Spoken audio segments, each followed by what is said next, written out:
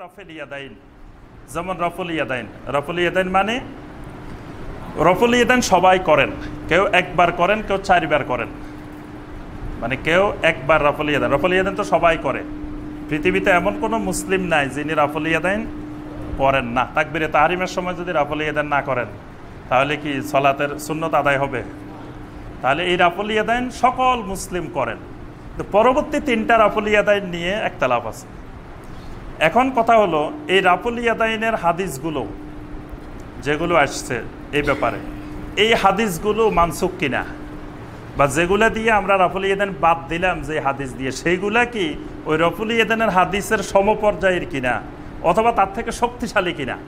নাসাক মানসুখের এটা গুরুত্বপূর্ণ শর্ত। আপনি যেটা দিয়ে ওই হুকুমটাকে রহিত করবেন, ওই হাদিসগুলো ওই আগের বর্ণনার হাদিসের মতো হইতে হবে, অথবা তার থেকে শক্তিশালী হইতে হবে।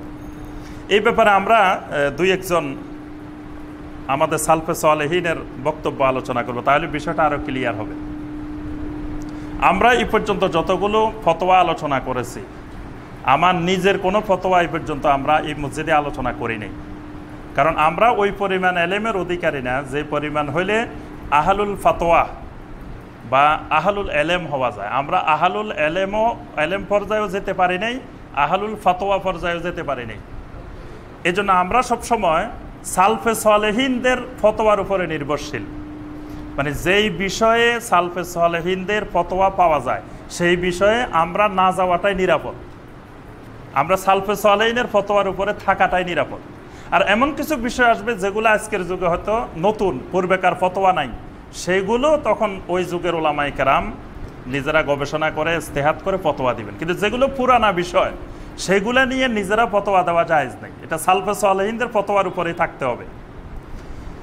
ইমাম ইবনুল কাইয়্যিম রাহিমাহুল্লাহ, নাম শুনছেন ইবনুল কাইয়্যিমের? ইবনুল কাইয়্যিমের ওস্তাদের নাম কি? সবাই পারে না, কতবার বলছি।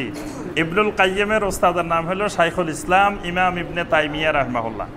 ইমাম ইবনে তাইমিয়ার 3 জন স্টুডেন্ট সারা বিশ্ববিখ্যাত ইমাম। একজন হলেন ইমাম আয-যাহাবী রাহিমাহুল্লাহ, একজন হলেন ইমাম ইবনুল কাইয়্যিম, আরেকজন হলেন ইমাম ইবনে কাসির। ইবনে কাসিরকে বেশি চিনেন, কারণ হলে ইবনে কাসিরের তাফসির আছে। ইবনুল কাইয়্যিমের একটা কিতাব আছে, ইবনুল কাইয়্যিমের তো অসংখ্য কিতাব আছে, অনেক কিতাব, তার কিতাব একজন আলগাইতে পারবেন না। ইবনুল কাইয়্যিম যা লিখছেন আপনাদের মাথায় তুলে দিলে আলগাইতে পারবেন না। ইবনুল কাইয়্যিমের একটা প্রসিদ্ধ কিতাবের নাম হলো জাদুল মাআদ, জাদুল মাআদ ফি হুদা খায়রিল ইবাদ। এই বই না পড়লে পৃথিবীর কোনো আলেম হতে পারে না।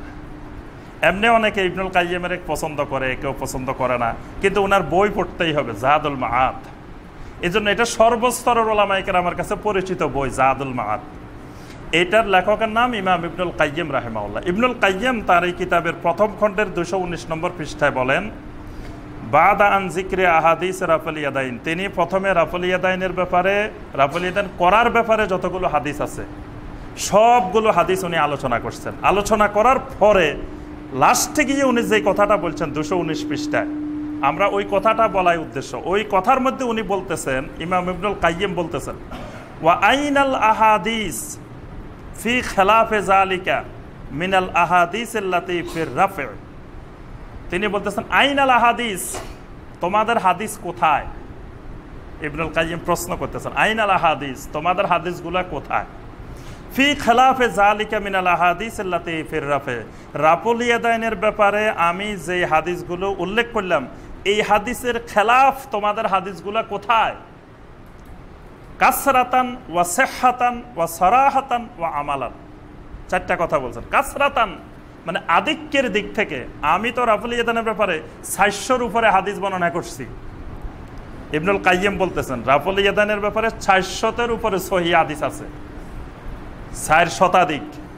তো 4 শতাধিক, তোমরা এই হুকুম মানসুখ করতে হলে 5 শতাধিক হাদিস লাগবে। কারণ কাসরাতান সংখ্যার দিক থেকে বেশি হাদিস নিয়ে আসো। ইবনুল কাইয়্যিম বলতেছেন ওয়া সিহহাতান, সহির দিক থেকে আমি যেগুলা বর্ণনা করছি এইগুলা সহির দিক থেকে মুতাওয়াতির পর্যায়ে পৌঁছে গেছে। তোমরা আনতে হইলে এখন কোরআনের আয়াত ছাড়া এগুলাকে মানসুখ করার কোনো উপায় নেই।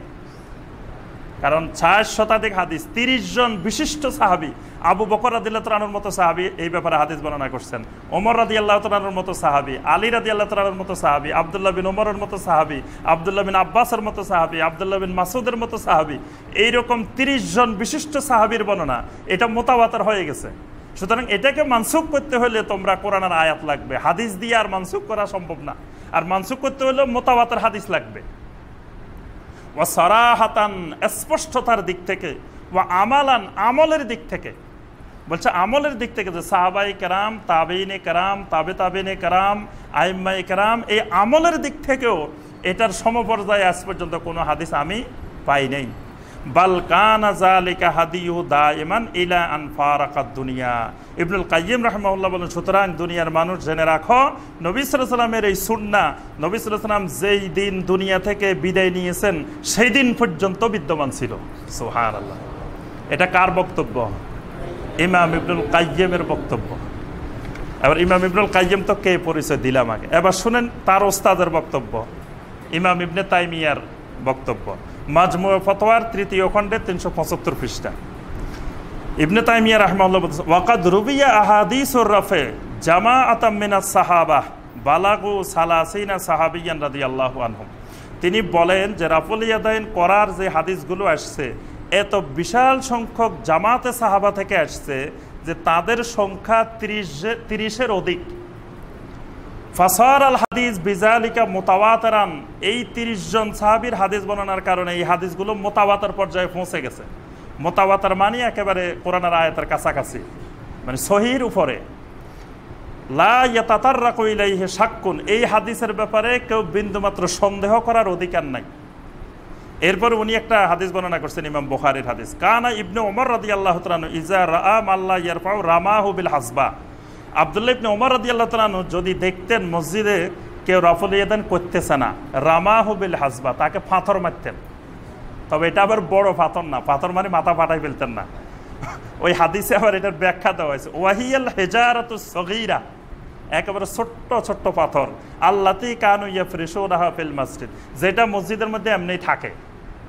মানে আরব দেশের মসজিদে, আমাদের দেশে তো এখন ওই পাথর নাই, আর আরব দেশে তো এখন উন্নত হয়ে যাওয়ার কারণে কম দেখা যায়। যে সময় ধরেন সাধারণ ছিল, এসি ছিল না, এরকম ছিল না, নর্মাল ছিল, সেই সময় কিছু পাথর এমনি মসজিদের ভিতরে ছোট ছোট পাথর থাকতো। আব্দুল্লাহ ইবনে ওমর রাদিয়াল্লাহু তাআলা যদি দেখতেন যে কেউ রাফুল ইয়াদাইন করতেছে না, তো তাকে ওই পাথরগুলো মারতেন, মারি বলতেন যে ওয়া আমারাহু আইয়ার পা, কি ব্যাপার রাফুল ইয়াদাইন করতেছ না কেন? মানে পাথর মেরে তাকে সতর্ক করতেন যে কি ব্যাপার হলো। ধরেন উনি সলাত আদায় করতে থাকেন, সলাতের মধ্যে তো তারে খোসা দেওয়া যায় না, তো একটু পাথর দিয়ে উনি বাইরে থেকে বলতেন যে কি ব্যাপার রাফুল ইয়াদাইন করতেছ না কেন? এই হাদিসটা ইমাম বুখারী রাহিমাহুল্লাহ তার কিতাব জুজউ রাফুল ইয়াদাইনের মধ্যে উল্লেখ করেছেন, এবং ইমাম নববী রাহিমাহুল্লাহ বলেন এই হাদিসটা সহিহ। তাহলে এখানে ইবনে তাইমিয়া রাহিমাহুল্লাহ যে কথা বলতেছেন সেটা হলো যে যেই হাদিস মুতাওয়াতির পর্যায়ে পৌঁছে গেছে, এই হাদিসের ব্যাপারে কোনো সন্দেহ রাখা যাবে না। আর এই হাদিস যদি নাসেখ করতে হয় তো এর থেকে শক্তিশালী হাদিস লাগবে।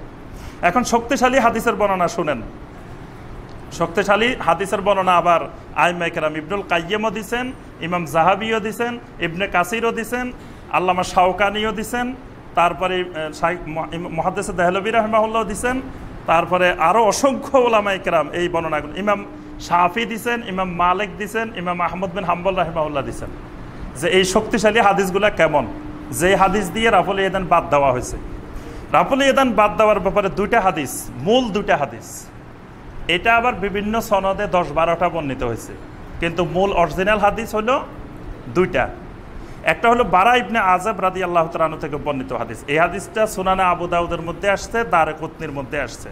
হাদিসটা হলো আন্না রাসূলুল্লাহ সাল্লাল্লাহু আলাইহি ওয়াসাল্লাম কানা ইযা ইফতাতাহা সালাহ রাফা ইয়াদাইহি ইলা কারিবিন মিন উযুনাইহি সুম্মা লা ইয়াউদ, মানে নবী সাল্লাল্লাহু আলাইহি ওয়াসাল্লাম যখন সালাত শুরু করতেন তখন তিনি রাফুল ইয়াদাইন করতেন কান পর্যন্ত, কানের নিকটবর্তী জায়গা পর্যন্ত, সুম্মা লা ইয়াউদ, একবার করার পরে আর করতেন না।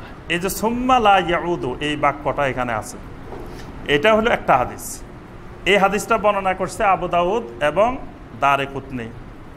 আচ্ছা, এই হাদিসটার ব্যাপারে আইম্মায়ে কেরাম কি বলছেন? ইমাম সুফিয়ান ইবনে উয়াইনা, ইমাম শাফি রহমতুল্লাহ আলাইহি, ইমাম আহমদ বিন হাম্বল রহমতুল্লাহ আলাইহি, ইমাম ইয়াহইয়া ইবনে মুঈন রহমতুল্লাহ আলাইহি, ইমাম বুখারী রহমতুল্লাহ আলাইহি, তারা সবাই বলছেন যে এই হাদিসটা দঈফ, দুর্বল হাদিস। আচ্ছা, দুর্বল হাদিস দিয়ে দেখেন কত বড় দুঃসাহস বাঙালির। মানে আমরা এমন দেশে জন্মগ্রহণ করছি যে দেশে দুর্বল হাদিস দিয়ে সবল মানে মোতাওয়াতের হাদিস, মোতাওয়াতের হাদিসের মানসুখ করে দেয়। যে একটা দুর্বল হাদিস দিয়ে যেটা ৬০ শতাধিক সহিহ হাদিস আছে সেটাকে মানসুখ করে দেয়। আরেকটা হাদিস আব্দুল্লাহ ইবনে মাসউদের বর্ণিত হাদিস, এটা হলো বাইহাকির মধ্যে আসছে, ইবনে হিব্বানের মধ্যে আসছে। এটা হলো আব্দুল্লাহ ইবনে মাসউদ রাদিয়াল্লাহু তাআলা আনহু বলতেছেন যে আমি নবী সাল্লাল্লাহু আলাইহি ওয়াসাল্লামের সাথে আবু বকর ওমরের সাথে সালাত আদায় করছি, তাদেরকে আমি দেখছি যে প্রথমবার তাকবীরে উলার পরে আর তারা রাফুল ইয়াদাইন করেন নাই। এই হাদিসটাকে ইমাম আব্দুল্লাহ ইবনে মুবারক রহমতুল্লাহ আলাইহি, ইমাম আহমদ বিন হাম্বল, ইমাম বুখারী, ইমাম দারেকুতনি, ইমাম বাইহাকি, ওনারা সবাই বলছেন যে এই হাদিসটাও দঈফ, দুর্বল হাদিস। এবং আল্লামা শাওকানী রাহিমাহুল্লাহ বলেন এই হাদিসটা দঈফ না, আল মাউদু, জাল হাদিস। আল্লামা শাওকানী রাহিমাহুল্লাহ তিনি বলছেন এটা জাল হাদিস। কেন জাল এটারও ব্যাখ্যা দিচ্ছেন। ওয়াল মুত্তাহাম মুহাম্মদ ইবনে জাবের, তিনি বলেন এই হাদিসের সনদের মধ্যে মুহাম্মদ ইবনে জাবের নামে একজন রাবী আছেন, তিনি তার ব্যাপারে অভিযোগ আছে। এই অভিযোগ থাকার কারণে এই হাদিস জাল হাদিস। তাহলে দেখেন জাল হাদিস দিয়ে মোতাওয়াতের হাদিস মানসুখ করে দেয়। এটা হলো মানে বাঙালি এলমি পদ্ধতি। এই পদ্ধতি যদি এই দেশের শিক্ষিত জনগণ যদি জানতো, আমাদের সবচেয়ে বড় সৌভাগ্য আমরা এই দেশের সাধারণ জনগণকে মূর্খ বানাই রাখতে পারছি। এটা হলো আমাদের সবচেয়ে বড় সফলতা। আমরা কিন্তু আপনাদেরকে দ্বীনের ব্যাপারে, ইসলামের ব্যাপারে জাহেল বানায় রাখতে পারছি। এটা হলো আমাদের সবচেয়ে বড় সফলতা।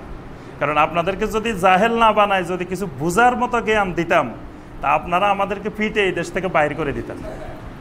যে বাঙালিরে জাল হাদিস দিয়ে, দঈফ হাদিস দিয়ে সহিহ হাদিস মানসুখ করার জিনিস শিখাইতেছি আমরা। আর আমরা কি করি, মানে প্রথমে আমরা আপনাদের আক্কেল দাঁতগুলো ফালাই দিই। আক্কেল দাঁত আছে না, আক্কেল দাঁত প্রথমে ফালাই দিই, পরে আপনাদেরকে যা বলি তাই শুনেন। আর ওই যে আক্কল তো নাই, বেআক্কল হয়ে গেছে। এখন যদি বলি যে এখানে বসে থাকেন, বসে থাকেন, যদি কই যে দাঁড়ান, দাঁড়ান, কারণ আক্কল হারাই ফেলছেন। এই জন্য পীর সাহেব যদি কয় এখানে বসে থাকো, সারাদিন বসে থাকবে। যদি বলে ঘুমাই থাকে, ঘুমাই থাকো। কারণ হলো খাতায় বুজুর্গান গ্রেপ্তান খাতাস, খবরদার বুজুর্গের ভুল ধরা এটা আরেক ভুল, বুজুর্গের ভুল ধরলেও গুণা। এটা দিয়ে একবার আক্কেল দাঁত ফালাই দিয়ে বেআক্কল বানায় বসায় রেখেছি। এটার কারণে আপনাদেরকে যেভাবে খাওয়াইতেছি সেইভাবে খাচ্ছেন। যেখানে জাল হাদিস, ইমাম শাওকানী রাহিমাহুল্লাহ স্পষ্ট বলতেছেন, সেই জাল হাদিস দিয়ে কেমন করে বলে যে সহিহ হাদিস, মোতাওয়াতের হাদিস, ৩০ জন বিশিষ্ট সাহাবীর বর্ণনার হাদিস, ৬০ শতাধিক সহিহ হাদিস। ইমাম বুখারী রাহিমাহুল্লাহ এই বিষয়ের উপরে আলাদা একটা কিতাবের রচনা করছেন। যদি এটা মানসুখ বিষয় হইতো, ইমাম বুখারী কি এত পাগল? ইমাম বুখারীরে আমরা পাগল মনে করতেছি যে ইমাম বুখারী কিছু বুঝে নাই, যে উনি মানসুখ একটা বিষয়ের উপরে একটা বই আলাদা রচনা করছেন। ইমাম শাফিকে আমরা পাগল মনে করতেছি, মনে হয় আলেম কালাম ছিল না। ইমাম শাফি রহমতুল্লাহ আলাইহি সারা জীবন রাফুল ইয়াদাইন করছেন, ইমাম মালিক রহমতুল্লাহ আলাইহি করছেন, ইমাম আহমদ বিন হাম্বল রহমতুল্লাহ আলাইহি করছেন। তো এরা কারোর কাছে নাসেক মানসুকের জ্ঞান ছিল না। এরা দুনিয়ার মানুষকে নাসেক মানসুক শিখাইছে, আর আমরা এখন এদেরকে পাগল বানাই ফেলছি যে এরা নাসেক মানসুক কিছুই জানতেন না। ইমাম শাফিও পাগল, ইমাম মালিকও পাগল, ইমাম আহমদ বিন হাম্বলও পাগল। আচ্ছা, আরেকটা ইমাম ইবনুল মুনজির রাহিমাহুল্লাহ তিনি তার আল আওসাত কিতাবের ৩য় খণ্ডে ৩০৪ পৃষ্ঠায় বলতেছেন, ইমাম আব্দুর রাজ্জাক সনাআনী, আব্দুর রাজ্জাক সনাআনী মানে যিনি মুসান্নাফে আব্দুর রাজ্জাক রচনা করছেন, তিনি বলতেছেন যে রাফুল ইয়াদাইনের সনদ যে নবী সাল্লাল্লাহু আলাইহি ওয়াসাল্লাম থেকে তার পর্যন্ত, আব্দুর রাজ্জাক পর্যন্ত কিভাবে পৌঁছছে সেটার বর্ণনা দিতেছেন। যে আখাযা আহলু মক্কা রাফুল ইয়াদাইন ফিস সালাত আন ইবনে জুরাইজ, বলতেছেন মক্কাবাসী রাফুল ইয়াদাইন করা শিখছেন ইবনে জুরাইজ থেকে। ইবনে জুরাইজ হলেন তাবে। আন আতা, আর ইবনে জুরাইজ শিখছেন আতা থেকে। আতা হলেন তাবেঈ। আতা শিখছেন আন ইবনে জুবাইর, আব্দুল্লাহ বিন জুবাইর রাদিয়াল্লাহু তাআলা আনহু থেকে। আব্দুল্লাহ বিন জুবাইর হলেন সাহাবী। আব্দুল্লাহ বিন জুবাইর শিখছেন আন আবি বকর সিদ্দিক রাদিয়াল্লাহু তাআলা আনহু, আবু বকর সিদ্দিক রাদিয়াল্লাহু তাআলা আনহু থেকে। আনিন নবী সাল্লাল্লাহু আলাইহি ওয়াসাল্লাম, আবু বকর শিখছেন নবী সাল্লাল্লাহু আলাইহি ওয়াসাল্লাম থেকে। উনি একবার সনদ সহ বর্ণনা দিয়েছেন যে আবু বকর রাদিয়াল্লাহু তাআলা আনহু নবী সাল্লাল্লাহু আলাইহি ওয়াসাল্লাম থেকে শিখছেন, আবু বকর রাদিয়াল্লাহু তাআলা আনহু থেকে আব্দুল্লাহ বিন জুবাইর শিখছেন। আব্দুল্লাহ বিন জুবাইর আবু বকরের কি হয় বলেন তো দেখি? জি, নানা, মানে আসমা রাদিয়াল্লাহু তাআলা, আসমা বিনতে আবি বকরের ছেলে হলো আব্দুল্লাহ বিন জুবাইর। অর্থাৎ আব্দুল্লাহ বিন জুবাইরের নানা হলো আবু বকর সিদ্দিক। আবু বকর সিদ্দিক রাদিয়াল্লাহু তাআলা আনহু থেকে উনি শিখছেন। আব্দুল্লাহ বিন জুবাইর থেকে শিখছে আতা থেকে শিখছেন ইবনে জুবাইর, ইবনে জোরাইজ। অত সনদ সহকারে বর্ণনা করছেন যে এটা নবী সাল্লাল্লাহু আলাইহি ওয়াসাল্লাম থেকে ইবনে জোরাইজ পর্যন্ত এটা বিদ্যমান। তাহলে এটা যদি মানসুখ হইতো তাহলে আব্দুল্লাহ বিন জুবাইর কেন করতেন, আতা কেন করতেন, ইবনে জোরাইজ কেন করতেন? এই জন্য ইমাম বুখারী রাহিমাহুল্লাহ একটা বাক্য বলছেন, এই বাক্যটা দিয়ে আমরা শেষ করবো। ইমাম বুখারী রাহিমাহুল্লাহ বলছেন, লাম ইয়াসবুত আন আহাদিম মিন আসহাবি রাসূলুল্লাহ সাল্লাল্লাহু আলাইহি ওয়াসাল্লাম আন্নাহু লাম ইয়ারফা ইয়াদাই। একজন সাহাবী থেকেও আমি এমন কোনো প্রমাণ পাই নাই যে তিনি রাফল ইয়াদান করেন নাই। এটা ইমাম বুখারীর বক্তব্য। ইমাম বুখারী রাহিমাহুল্লাহ বলছেন যে আমি একজন সাহাবীকেও এমন পাই নাই যিনি রাফল ইয়াদান করেন নাই। অর্থাৎ 100% সাহাবী রাফল ইয়াদান করছেন। এই কথাটা বলতেছেন কে? এটা আমার আপনার বক্তব্য না, এটা ইমাম বুখারী রাহিমাহুল্লাহ, যিনি আমিরুল মুমিনিন ফিল হাদিস, হাদিসের আমিরুল মুমিনিন, যিনি ইমামুল মুহাদ্দিসিন, সারা দুনিয়া সকল মুহাদ্দিসের ইমাম, তার বক্তব্য। এবার আমরা যদি বুখারী থেকে বড় মুহাদ্দিস হয়ে যাই সেটা তো ভিন্ন কথা।